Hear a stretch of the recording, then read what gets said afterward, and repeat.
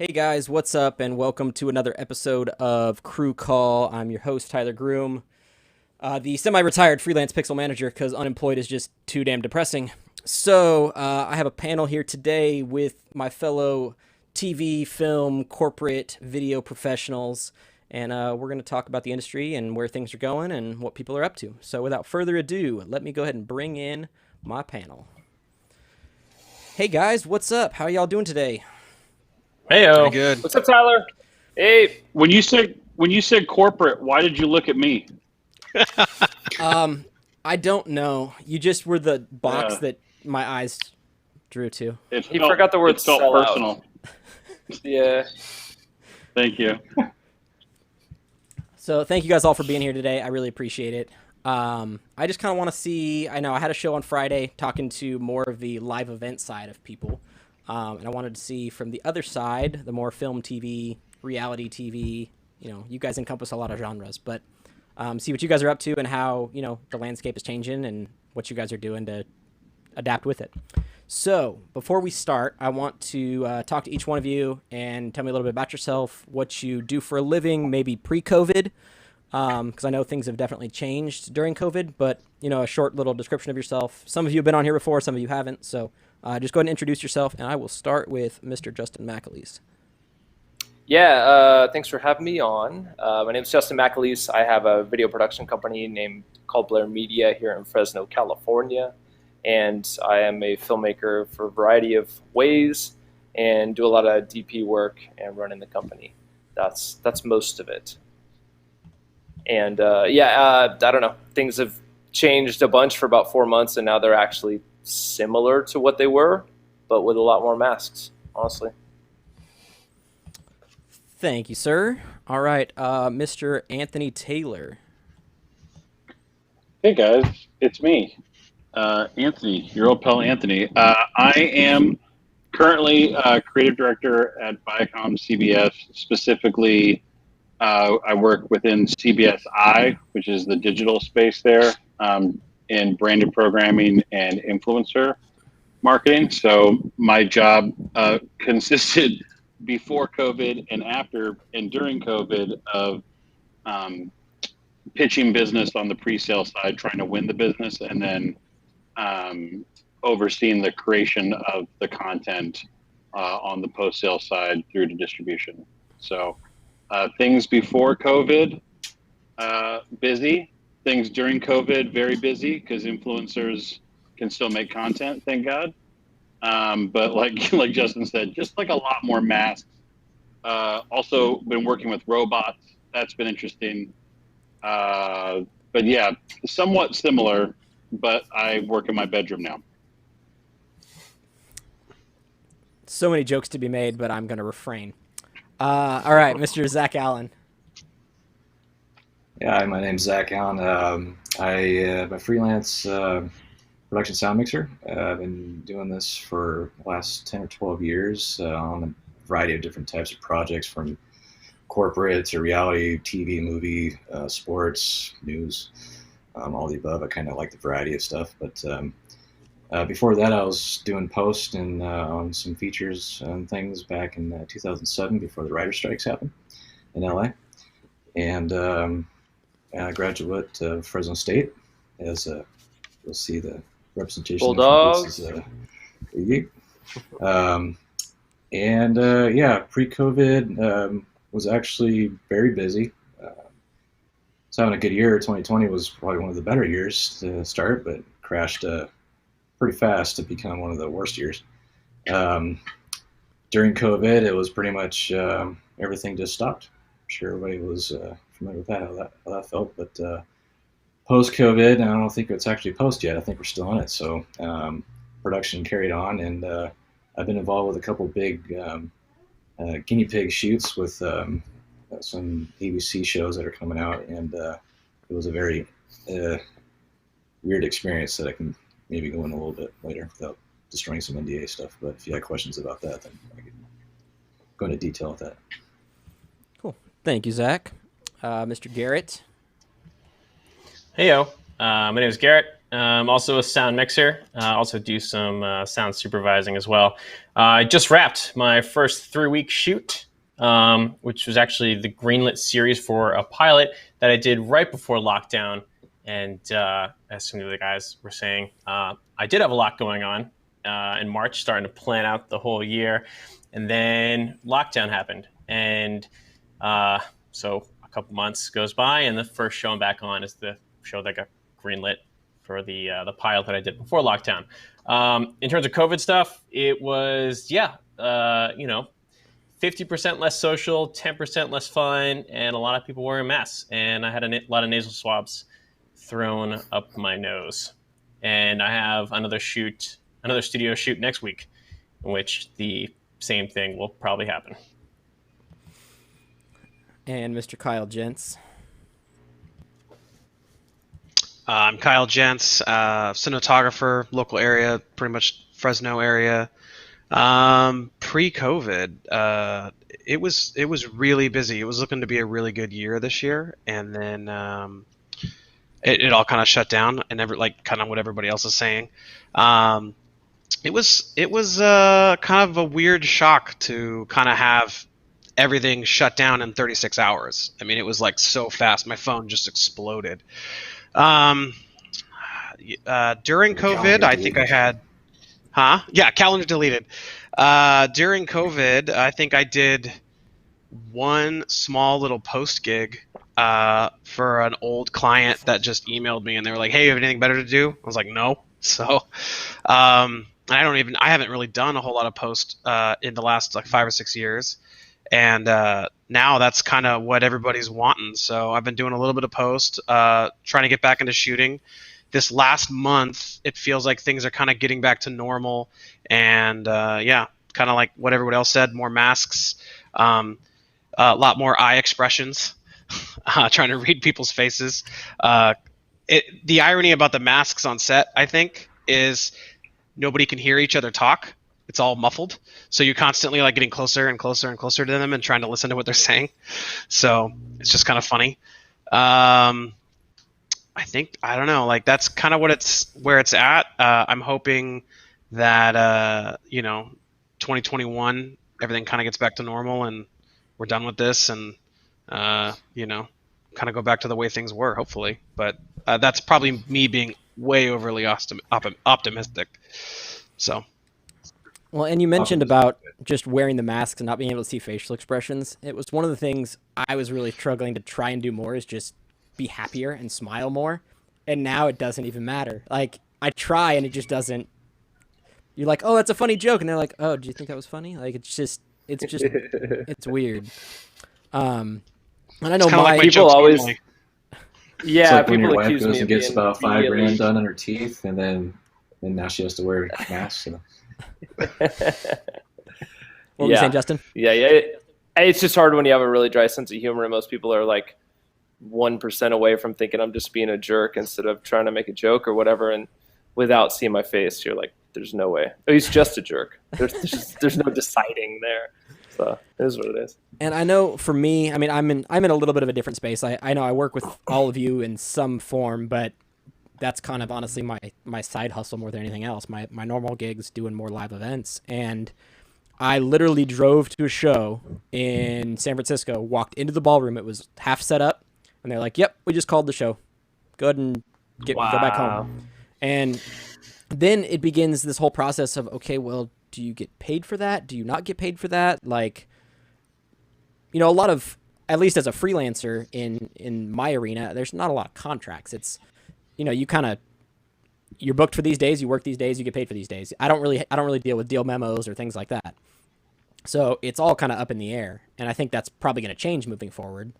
But it is just an interesting dynamic. Deal memo aside, you should at least still gotten paid for the work you did do up until that point. Sure. Absolutely.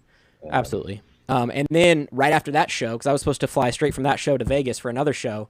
So I ended up just renting a car and driving home and hanging out at home, and then drove to Vegas the next day, or, a couple days later. Literally got to Vegas, got to the hotel room. Not only did they didn't cancel the show, they moved the show back to California to their headquarters. So then we had to drive to California load in the show the next day as if nothing had really ever happened. So it was a bit of a crazy experience, and that was my COVID start. So end of February was when all this went down. Obviously, what did you guys do? I know things just stopped, so there was definitely like a rebuilding period of like what's going on. Like nobody really knows. We're canceling it for now, but we don't really know how to plan again. So can you guys talk a little bit about maybe what you did business wise? Did you maybe after that grace period of trying to figure things out, but after that, what did you guys change? We went into took note. Oh, sorry. Yeah, I just kind of took note of what was supposed to happen, recontact these people and the producers, and then try to keep tabs on them to make sure I knew if it was going to continue at some point down the road. And so I was watching the news and watching the progress of things of how things were stirring about, and maybe every 3 weeks I would check in with people to see what was going on, and some of them disappeared for good, and some actually came back, and it was a good thing I followed up. So that along, as far as the main criteria, what I had to do was try to keep track of that, but on the side I would moonlight and do anything I could with a camera instead, or just get outside. Which even now is hard to do with all of California on fire. So it's we can't win in any area. It seems like it's pretty rough. The Earth is just trying to shrug us off. Like the Earth is just like, get off! You're so annoying. Hurricane, fire, pandemic, whatever. All right, Justin, what were you saying? Oh no, just that worked on websites, worked on internal stuff, made some videos that we hadn't been able to do, demo reels and like new things. We try to get ahead of it and make things about doing Zoom videos, about taking old footage and repurposing it, that sort of thing. So we did a lot of that, and then I called up a few key clients, and was like, hey, all that stuff I never have time for, let's do it right now. Let's do a lot of post. So I was busy the whole time with that, not necessarily making money all the time, but busy. And so that was good. I think I felt very fortunate to be able to have some post-production to do, that I could just go to the office. There's no one else there besides me and Blake, and that was it. Just chill. So, but and then did a bunch of planting, made tomatoes and shit like that, which was awesome. We all have to find hobbies in this time too. So, I think part of our, if you're allowed to have a hobby, right? Kids are built-in hobbies. I have kids, built-in hobbies. I think it's also kind of falls on us to kind of educate some of our clients too, and how we can more, like Anthony and Kyle and Justin, more so like talking to the clients and being like, okay, well you can't do this. You want to do this instead, or try and find different avenues to accomplish what they were trying to accomplish from the start. Yeah, that was huge. That was huge on my side because we pitched. I had a ton of business in pre-production in March. Or in various stages, whether that was like, we're going to shoot in March or we're preparing to shoot in April, and like obviously all of that stopped. And so, part of my job became like holding clients' hands and like explaining to them how they can create content in like a COVID world, like how that's still, people are still buying products, people are still buying them online, and that there's still a message to get out there that's not co-opting a crisis, hopefully. But then I also had clients where like I had to like talk to them and be like, I don't think now is a great time to launch a toothbrush. I just don't know what that message looks like, guys. Like literally had a huge, global conglomerate look to launch a service in which they would charge their customers an extra like $30 or $40 a month so that they could get their groceries faster. And I'm like, you guys do realize that in a world where that's the only way people are getting their groceries, that reads a little rough, right? And so like very strange, like having those it was strange having those conversations with people. And then, obviously working for a huge media company where we're not going to take any risks, like no risks, like no one, ViacomCBS is not the company that's going to be in the news for giving someone COVID while we were trying to shoot a candy spot. So they really cut it way back, like all the way back. And like, we have a task force that anytime we're going to do anything production wise, even if it's in, a low outbreak area, like we have to go to the task force and plead our case, and they give us what they'll give us, which isn't always a lot. And so that's been really interesting, but also the flip side of that, dealing with clients who don't understand that, like, dealing with, um, like a fuel company, a petroleum company based out of Texas that didn't understand why I couldn't bring an influencer to a gas station in LA and have them get out and interact with people and do something. And we're like, it's just not anything we're ever going to do. Like, we're just not going to do that. Like reliably. And like, and sometimes there's a mediary between me and the brand. And it's like, the creative agency is like, yo, bro, we get it. Just so you know, when we we have to go back and forth to Texas all the time right now, and we're the only ones wearing masks in the building, and they literally point and laugh at us.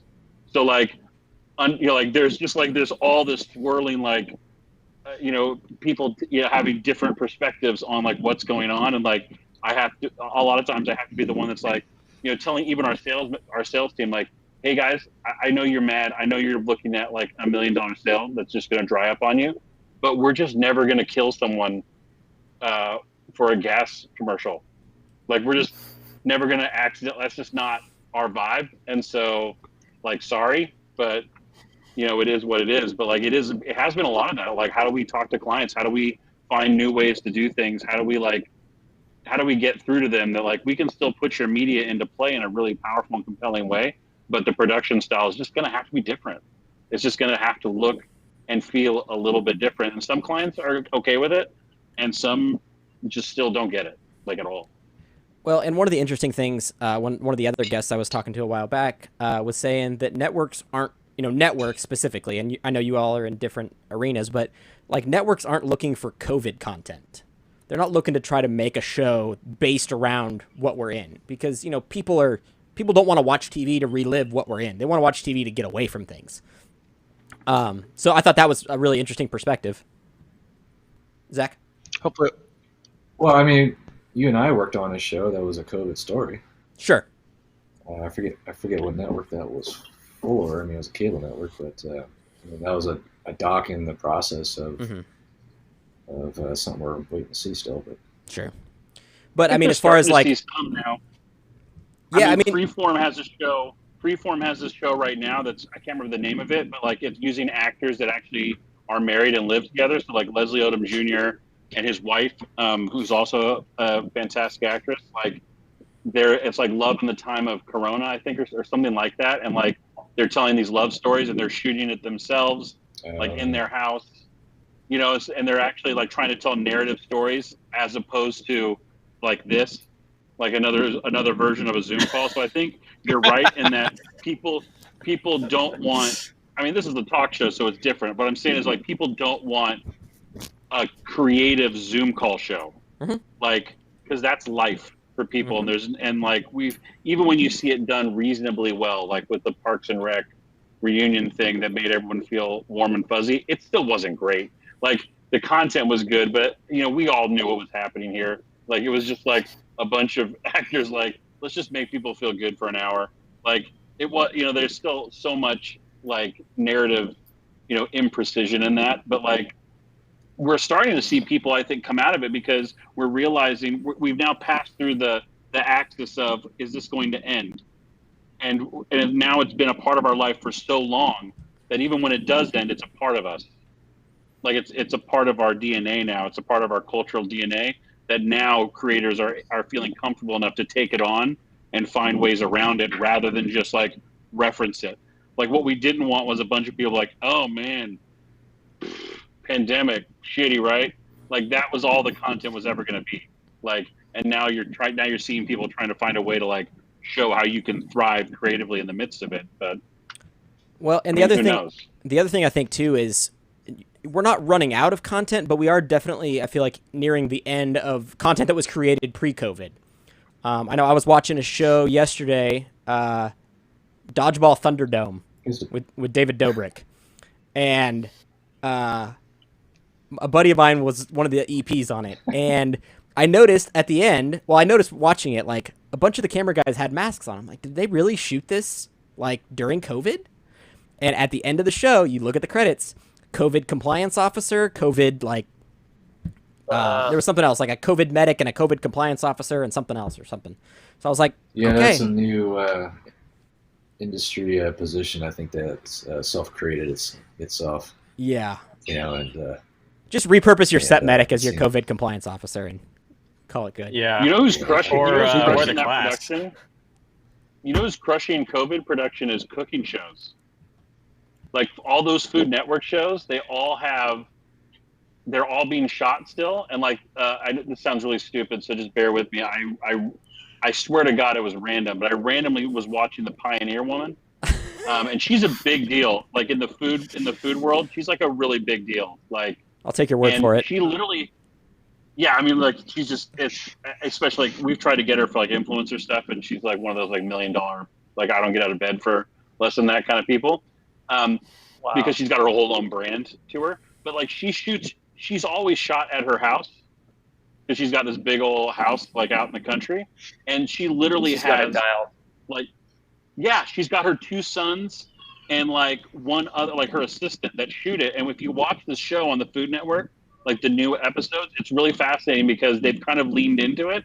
They've leaned into the fact that they're shooting this with like some are shooting them on real DSLRs and some are shooting them on iPhones with gimbals, and like they just do straight up BTS shots where they swing the camera over and like her son's like on top of the counter, like pointing over the thing, and I mean, you can tell it doesn't look as precise, obviously, as her show normally does, but it doesn't look bad.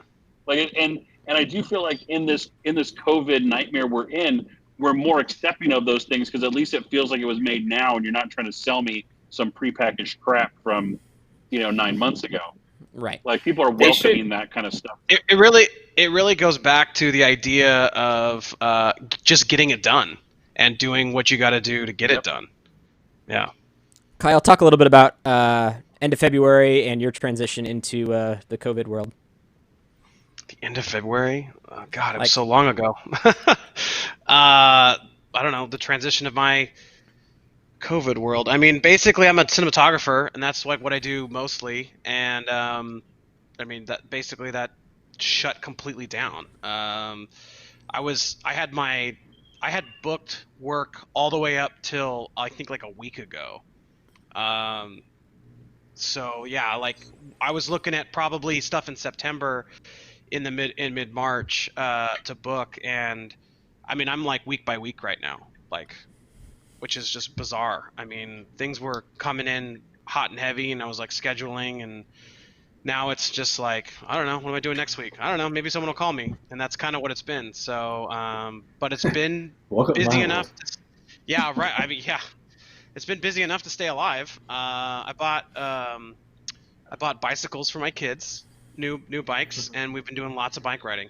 You're the reason why there's none left. Okay, got it. Yeah, I bought a bike for my son and my other son, and I think we did a 32-mile bike ride on the first day. Wow. And they loved it, and it was great. And like, you always forget how far you can go on a bike, especially when you're a kid and you have like untapped energy. So that's pretty great. Garrett, you want to talk a little bit about your COVID life? Yeah. So after the pilot, I think it was like a day later, we went into official lockdown, and I've been reading all these finance books and trying to kind of reevaluate my own portfolio. At the same time, I saw on Facebook all these people that were trying to file for unemployment for the very first time, and so it was super interesting to see, just like from like the usual unemployment to literally thousands and thousands of people, primarily in the entertainment business, like trying to file for unemployment for the most part for the very first time. So in the beginning, I was trying to help people kind of navigate it because I knew a little bit about it.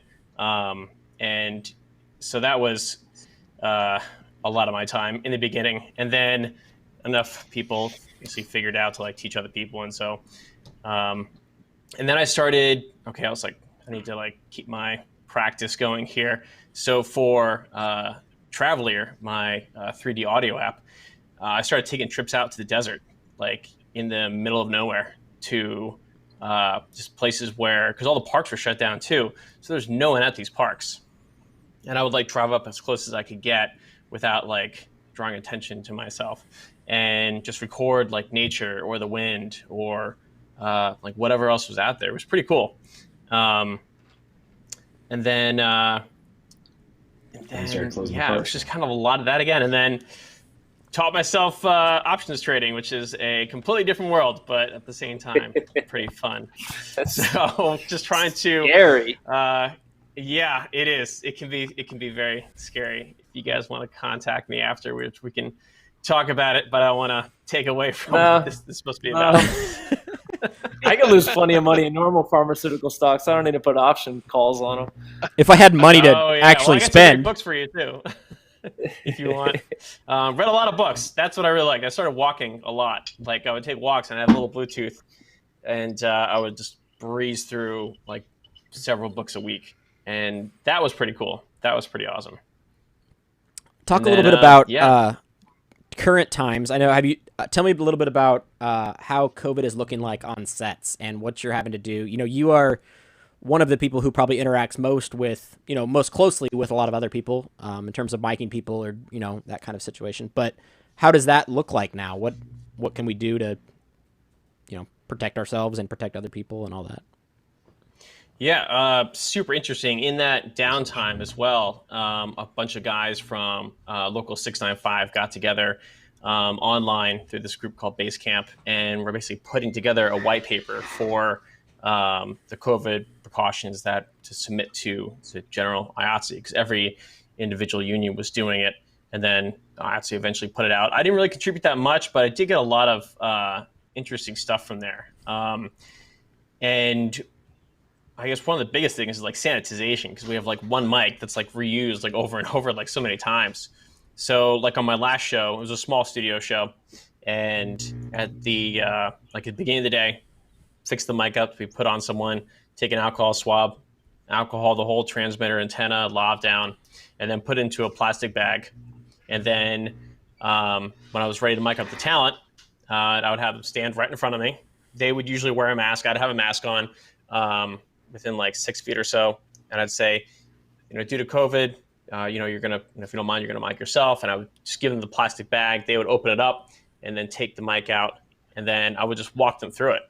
And I thought that it would be a little harder than it was, but I would, it wasn't just one of those things where some of the producers were like, don't just hand it to them and walk away. I was like, all right, I'm not going to do that. But I would stand in front of them and I would like mime how to put the mic on them. And on that show, it was like 3 weeks. I think I did like over 20 people, everything from like t-shirt and jeans to like women in difficult dresses and guys with bow ties and long ties and crazy amounts of suits and stuff like that. And it actually worked out pretty well. I was actually surprised how well it worked out. You do need a little extra time because, no touching. But, if you kind of just make eye contact, walk them through it slowly and explain everything as they're doing it, and I was miming myself doing it, it actually worked out really well. And I guess the only other thing would be the just time. It took a couple more minutes for each person. But for the most part, I hope, for like the next show, I think it's going to be the same thing. Because once they kind of get it, once they kind of understand it, we had some reoccurring guests, and they will kind of do it themselves. And it's even like, sometimes they're afraid to, like, oh, this mic pack is like digging into my side. Can I move this?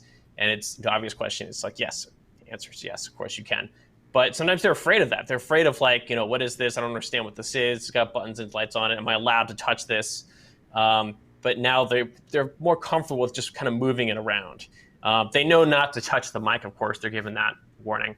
But as far as like the mic pack, if they need to move it, if the shirt went over it or whatever, I feel like they're more comfortable with adjusting stuff themselves. Like in my last show, I was like deep in this office with the lights out, like off to the side of set, just so I wasn't just one more person in the room. And, for me to have to come out and kind of teach them how to move their mic, or give them permission, I guess, make them more comfortable with moving their mic pack around, probably would have taken more time rather than giving them the freedom, be like, hey, if you need to move this around, just do it. And then, if it's on camera, we'll just tell you. It's not a big deal. And so in that way, I think that's going to be the norm. It has to be the norm, like moving forward, with all the unknowns that we have. And like I said, on the next show, it'll be the same thing. As far as crew, like putting hops on time code on cameras and stuff like that, you just try not to be like directly next to someone for more than a second, or be like, hey man, can I get to this camera real quick? And it's like, oh yeah, of course. And that show was 3 weeks in like a smaller studio setup, so everybody just kind of works a little bit slower, just to be as safe as possible. So there's not like 3 guys on top of one camera trying to like get it ready. And then, we're all in charge of our own safety at the end of the day. And part of that for myself was just making sure that I was more ready than usual, I would say. Like I had everything dialed in, like when I showed up to set. So less time that I had to prep when around other people, around gear that they were touching, the better. What did suck though is the social side. On this show, I did like know everybody, but it was also like, trying to, have a good time with your face being covered, as some of the guys were talking about, and trying to talk to someone or tell them a joke or something through, when you have the lunch table 6 feet away, which I'm sure you guys have experienced too. So we have all the graphic tables and one person on each side, and everything's evenly spaced, and then you can, pull your mask down while you eat your food and drink water and whatnot. And we also had a COVID compliance person on set every day. We had an app that we checked in. We answered a short questionnaire. They took our temperature. And then every 3 days, we were tested with the nasal swab up the nose. And then we were given the test back. And luckily no one on our set, anyway, tested positive. Sounds like kind of just that over and over. Sorry? You were solo on this? You had no A2s? Correct. I was solo on that. On the show next week, okay. I do have an A2, and I've already talked to him about my experiences, and I will talk to him again because it'll be his first show as well. And then next month, there's actually a show where there's like 8 crews, so still kind of sussing that out. There's no bubble, as some of you guys have probably heard some of those bigger shows where it's like one location and everybody goes in like a week beforehand or so, gets tested. Which one? Which actually don't say that. You don't have to say the name of the show if you don't want. Yeah, well, it was an ABC production, but okay. It was I know which one one you're of the talking first about. big ones. Yeah. Yeah, I know there's also a cooking show. There was a cooking show in Vegas too, right? That did the same thing. So everybody's trying to get it going. Yeah, the Mediterranean Down Under, I believe, is one too that they're out there. They were doing that as well.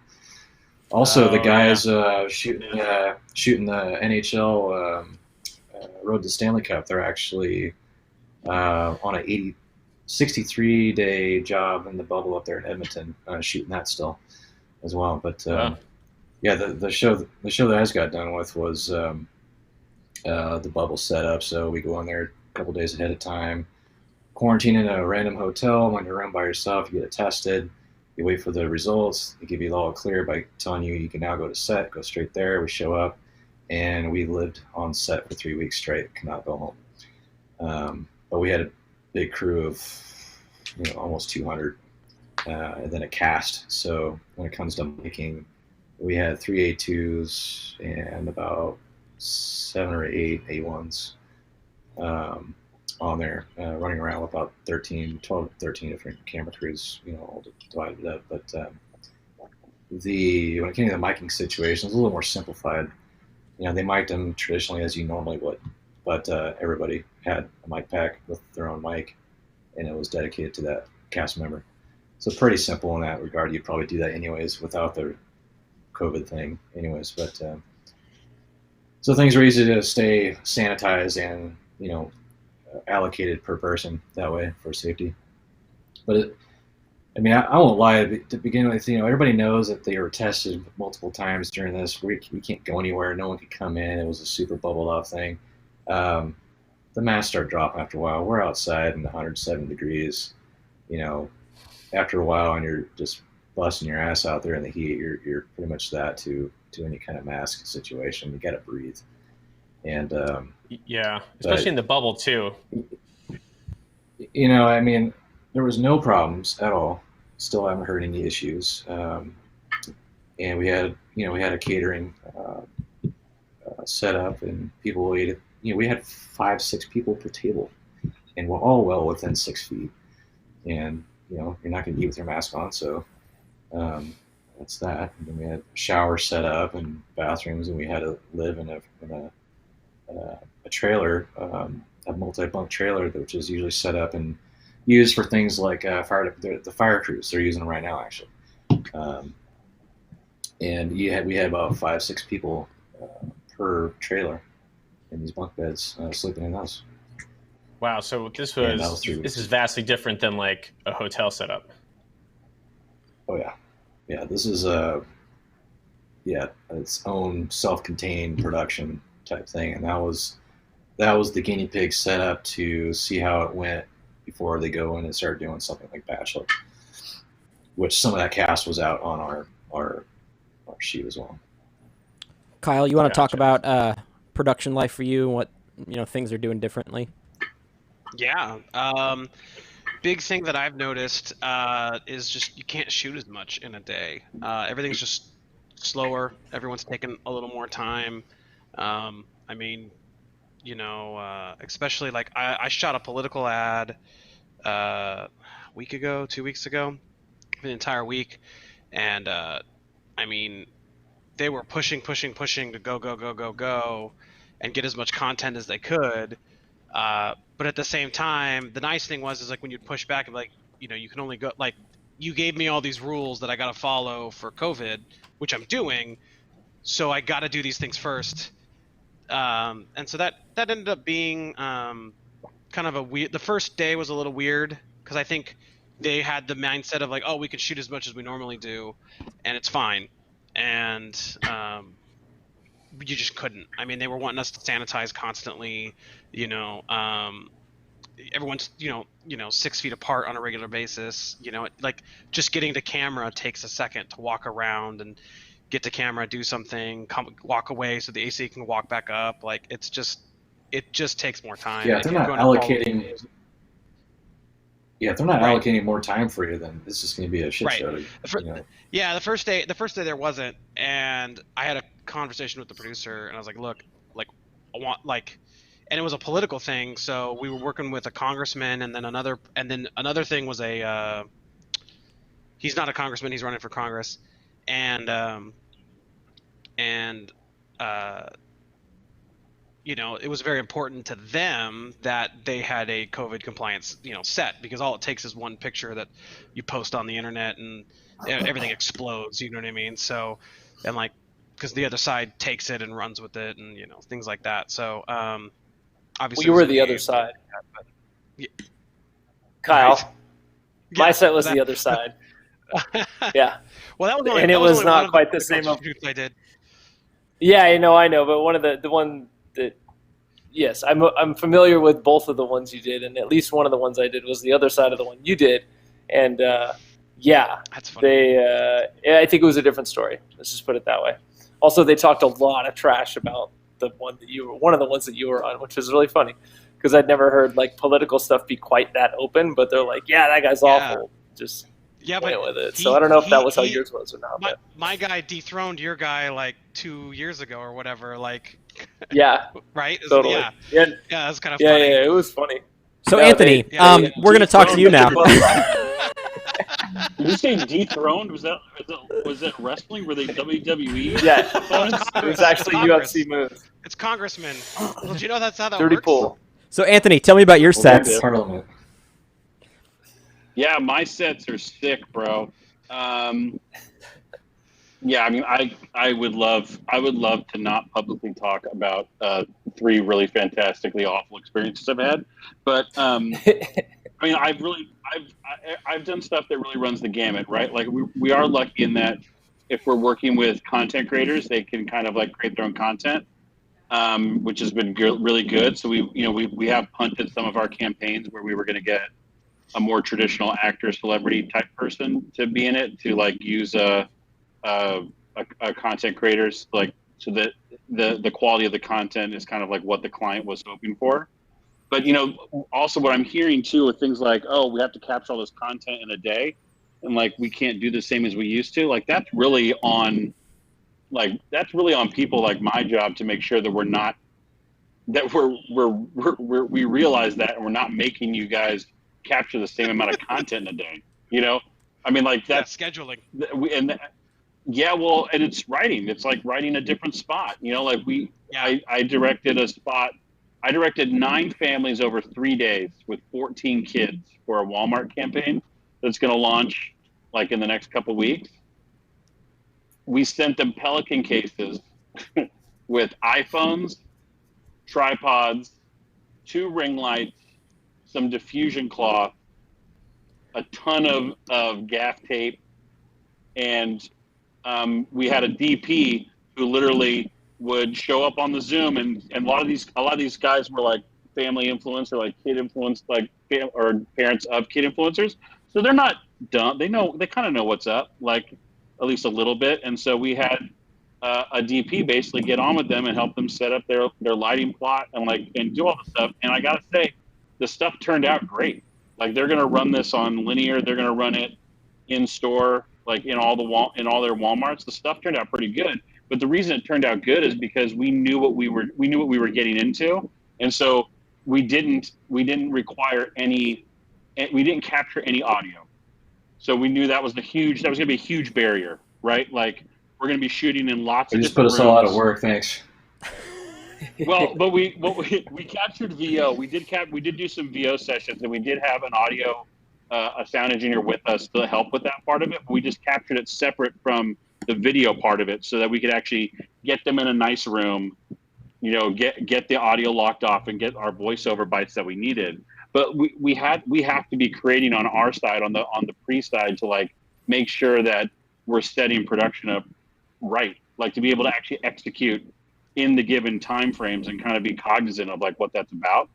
The flip side of that is I did a shoot with a robot, like a literal robot. Like it shows up in like a big international sized travel suitcase, and they bring it into the room, they plug it in. Apparently this thing has like 4 different SIM cards, so it like should never not be connected.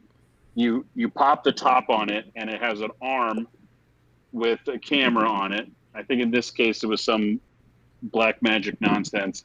And then it had a ring light that pops out of it, and then it has a tablet underneath the arm for the director to be able to direct like from a Zoom. Justin, we're out of a job. I think we all are. You're not. No, you're not. You're not. It was awful. It was awful. It was like the whole process was maddening, and like you're not. You're definitely not. I think that's what I want to say too. Is like our production, our side, like our producers are like finding ways to make it work, but there is not a single person on my side of the business that's like, yeah, let's just do it like this from now on. This is so much easier. Like it's so much worse. Like we're doing great jobs of problem solving stuff. Like we are, it's been fun too. Like, when I moved from doing, like production with a lot of you guys, like in the Valley, where like it could be anything, right? It could be anything from like a full set to like, let's just, get like 3 of us out there and just run and gun and grab this thing.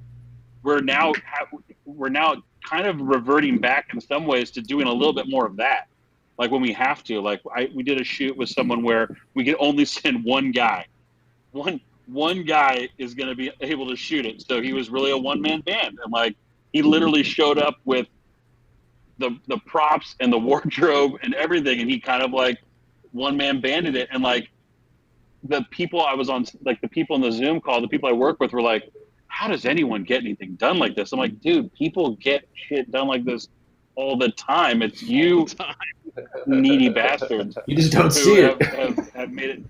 Yeah, I mean, you guys are crazy. You guys have been up here in your white tower for so long. You don't know how people are actually just getting cool shit done, out here in these streets.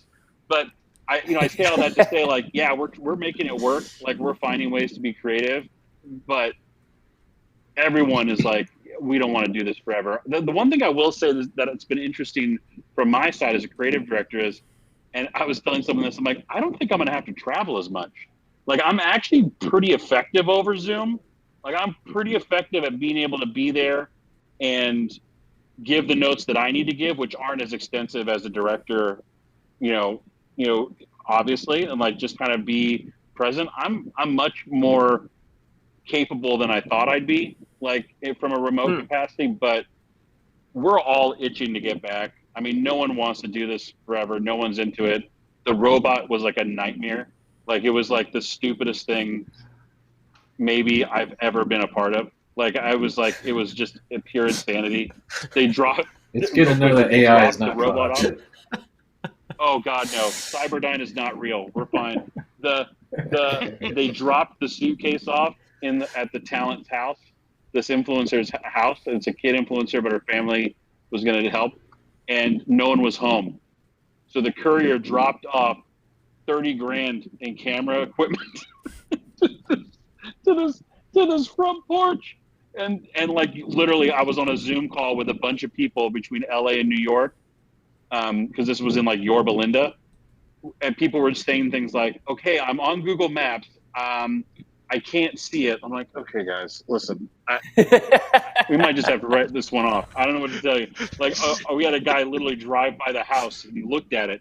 He saw it on the porch. He's like, "I see it on the porch, and it's in the shade, so I don't think it's going to cook. I think it's fine." And we're also in a really nice neighborhood, so I don't think anyone's going to steal it. And I was like, I don't mean to be that guy, but people steal things from the nice neighborhoods because they have nice the stuff. nice They have nice stuff.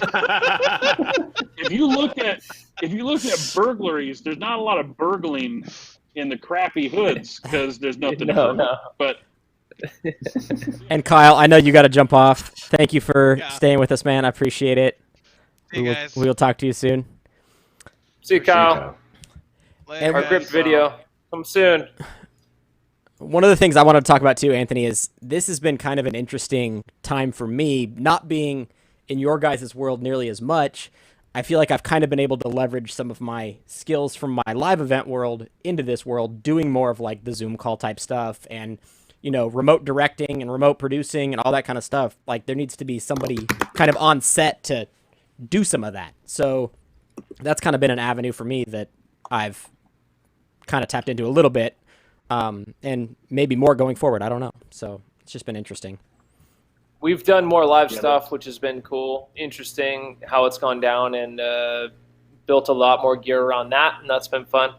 And so, yeah, I mean, it's a different avenue, and just being in this business, we're always trying to do new things and have different experiences and expand our tool set. So in terms of that, it's been good for me because I just didn't understand a lot of that stuff. What you were talking about, Anthony, is like a couple years ago we were in Japan, and we went to this hotel that we had set up because it had this thing. Anyway, there's this big like T-Rex or whatever. It's a big dinosaur, and it's the actual, you talk to the dinosaur to be able to check in. Like, it's this goofy idea. And so it's a robot and all that stuff. And you try, and then like the Japanese ladies are so nice, and they're like, "Oh, go." And you go over there and you try to do it, and it doesn't really work very well. And they're like, "Oh, do it again." And you try it like 3 times. And you're like, "This thing's awesome. Also, I hate it. Can you just check me in? Because I'm really tired." And I'm assuming that's sort of what that was like. yeah, it was insane. It was like, it took forever. And then we did 2 days of shooting. And once we got it going, the first day started to move pretty good. Like, it was okay. It did have a cool feature where it live streamed a raw feed to YouTube. So you could set up like a YouTube, like you basically just watch the feed. And so it was actually good for clients to be able to scrub back and watch a take to make sure they said it the way they thought they did. So that was a nice Oh, that's feature. neat. Like Yeah. that was about the only nice feature. And then, and then literally the second day, we get in there, and the operator of the camera goes, "Okay, we're going to fire up the camera." And I'm like, "Hey guys, this camera is in a 13-year-old girl's bedroom. Could we maybe call someone and just make sure they know that you're about to fire up a camera on a robot arm in her room and make sure that's cool?" And so they did, and they go to get set up, and this thing it didn't have a boom mic or anything in it, but it had like a slot to put like body mics in, which they did. And so we were walking them through doing that. And like literally the second day they go, "All right, let's get you guys mic'd up." And they got them mic'd up, and they said, "Okay, we're going to run it was literally this fast. All right, we're going to run a quick mic test. Okay, we're going to have to send you out a new piece of equipment." Like it was like very quickly, something happened, and this thing had just burnt out. And so they had to like courier over like some new, I couldn't tell what it was. It wasn't a new mic, but it was whatever device was receiving, some receiver that was receiving the audio into the suitcase robot. And then that was trying to spy off. on 13-year-old girls. Yeah, obviously. The suitcase and they robot. dropped off whatever this thing was. The courier dropped it, and then the woman goes outside. She's like, "I'm outside, and I don't see it here." And I just lost it. I just died laughing. I was like, "What are we doing, guys?" Like, biggest media company in the world, and this is what we've been reduced to. Like, yeah, it was. And awful. you're positive you weren't part of some reality show showing what I'm a bunch not of positive. jerk-offs. I'm 100% not positive of that. Well, thank you guys all for being here today. Do you guys have any final words before we go that you want to talk about? I got a question. Go for it, Garett. Has anybody run into the situation of their show being shut down and being paid or not being paid because of COVID being shut down? I have heard of stories of people. I mean, these are larger shows, so they probably budget for it, but and some that still didn't do this. But yeah, I've heard stories of people, 695 people, that did get paid throughout the whole expected production. I think it's a per basis decision, I guess. But I have heard some, live event stuff not getting paid and claiming act of God and all of that kind of stuff, but it hasn't affected me personally. Yeah, we rented a lens. Stories. Sorry, go ahead. I was going to say we rented a lens. We had to postpone our shoot because we thought someone within our group might have had COVID, and so we had to delay it a week, and so we had to eat the lens cost from ShareGrid or whatever. So like that was the only thing that happened to us, but there was a number of times when that could have been a total hassle of like, we have a bunch of stuff that you have to get there 2 days early, and then the next day you find out something, you're like, oh, we can't do this for this reason. You're like, okay, well, what do we do about this? So that it hurts prep because you can't quite line up everything just how you want. We had a couple things delay, I think, even with Tyler, stuff like that had to change, and I had gear, but I had to wait because the thing got pushed. Yeah, so just harder. I'm actually in a similar situation because I have the gear order in with the rental house, and they were like, oh, you can wire us over whenever you have time. Okay, cool. So for the crew, we're all getting our tests tomorrow. But exactly, so I don't want to. This is like a bigger rental house, so I'm like, I don't know if they're just going to give me a credit or like, how does that work? The other side is with the crew. I have heard. No, I don't want to say the name of in case they're watching right now. Well, I'll say that they have. I'll tell you guys offline, but yeah. I haven't experienced this, but I did have a friend who it was non-union, and it was like a 3-man audio team to put the size of the crew in perspective. And the person that was at the 6-foot table next to him in the video village, so he was over here, they were over here, and they tested positive. Although they wouldn't tell him who it was, so he was trying to kind of guess.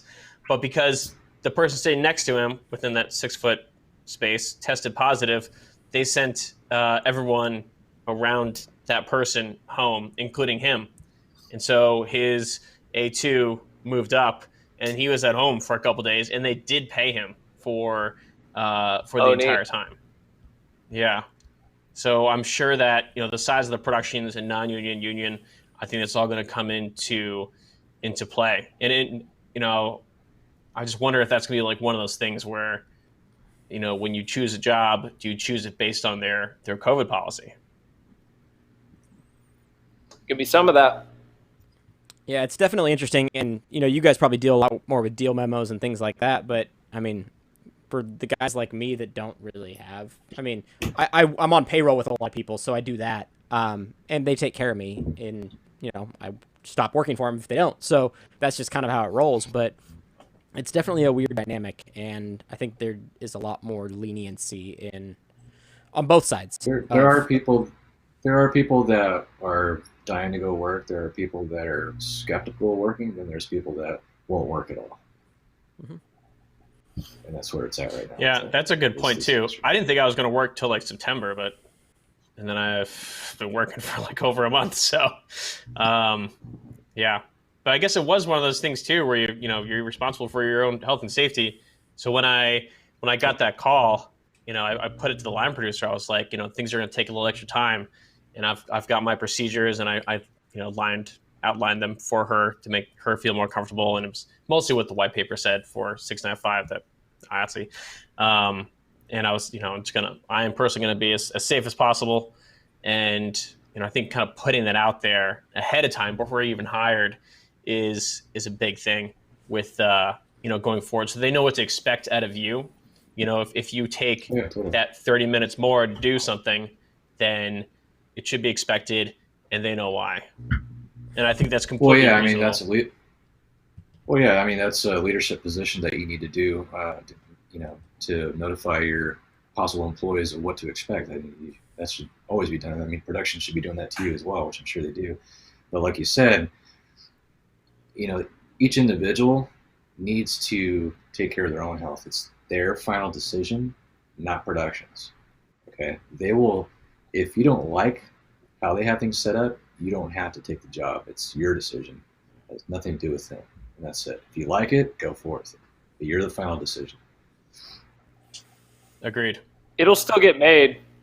Disposable escapist entertainment will find a way. So. Yep. If you're not going to do it, somebody else will. Yeah. Well, exactly. We had that happen with a couple of things. I literally had a client say to me, or try to like bully us, and say, well, there's another company, another smaller company that is willing to go out and shoot this thing and sit in this car with this person and capture all this content, and salespeople are a very special breed of people, and they literally forwarded me the email and kind of showed it to me like what are you going to do about it? And I was like, wow. Yeah, that's gonna happen because we're not doing it. Like, I don't know what to tell. Like they were trying to say well, what if the influencer signs a release that says they're fine with it? I'm like, are you psychotic? That? Why would we take that risk? It's completely insane. And they're like, well, then someone else is going to do it. And I'm like, yeah, I'm okay with it. Of that $1 million deal that we lost, it's not my million. It's not I'm not making commission on it. And so I'm sorry, I'm just not none of us are willing to and we're lucky to work for a company that kind of stands behind us and says, yeah, we're not going to do that. That's crazy talk, but it is wild to me. That thing is yeah, someone else will do it. It's yes, that's the way a lot of things work. The way business works. Yeah. That's the way everything works. Yeah, and just because there's COVID doesn't change the fact that this has been happening before. There's always right. Contract loopholes and there that you have to look out for. And again, it goes back to the individual. If you don't like it, don't do it. Or don't be surprised if you get caught in that and you weren't checking it before you got involved. So Yeah. There's always someone out there trying There's to get something you. else too. There's something else too where it's like, it's like some of the bigger shows, right? If it's a bubble, you still can't like legally tell someone don't go out and party. And then I think it goes back to, the health of the crew and the community. It's like if someone finds out like, oh, this person tested positive, and you know what else I heard? They went out to a bar, the other night. And it's like, okay, so you can't sue them, right? Right? You can't like take them to court, and then it's up to the production to figure out what to do. But then on a personal note, you're like, okay, well, I'm going to remember that from now on, that person put the entire crew and our jobs in jeopardy because they wanted to go out and do something stupid. And when you don't have that tight bubble, I just feel it's going to happen a little more, where someone just isn't going to take this as seriously, if it hasn't happened already. And so it I've just happens kind in of the been bubble preparing too. myself for that. Yeah. Well, that's the happens thing, in the right? So bubble how do you have security guards at the perimeter with like tranq guns or something like that? Which I'm all for, but no, we had a 3-man security team watching the perimeter. Exactly that. There was an incident. I won't name names, but there was an incident where someone's family member came and tried to drop off something in the middle of the night over the fence, and they got caught, and they both went home. Wow. Was it I the think that's the cake with the file inside? Yeah, try to get him a shiv. It was actually a robot in a suitcase. I knew it. They'll never figure it out if this thing just rolls in instead of me with my hat on. All right, guys. It was Well, a weird go for it, Zach. Sorry. No, I you're was good. just gonna say it was a weird setup because even trying to order stuff for ourselves, like food, or on our off days, we had to do it through a Instacart, whatever, on a certain day to a specific site. Like that's a middleman. Our drug dealer's over there. You give it to him. He quarantines and checks it, then brings it in on a certain day for us to get it. And it reminded me of the military. It was just like being deployed somewhere again. It's kind of funny. If you want food on Friday, you have to order it Monday and have to quarantine for 4 days before you can get it. Yep. Yeah. Mm-hmm. Hope you're in the mood for that hamburger that you were in the mood for 3 days ago. Oh yeah. Well, thank you guys all for being here. I really appreciate it. Feel free to share this. I think this is all important to talk about and just kind of compare what people are doing and see what everyone's up to. It's also nice to just be able to be social and talk to your friends and see what's going on in their lives too. So thank you all for being here. I really do appreciate it, and hope we all get to see each other on set again soon. Yeah. Thanks, dude. Sounds good. Cheers, guys. Nice meeting you guys. Yeah, Thanks, buddy. Bravo.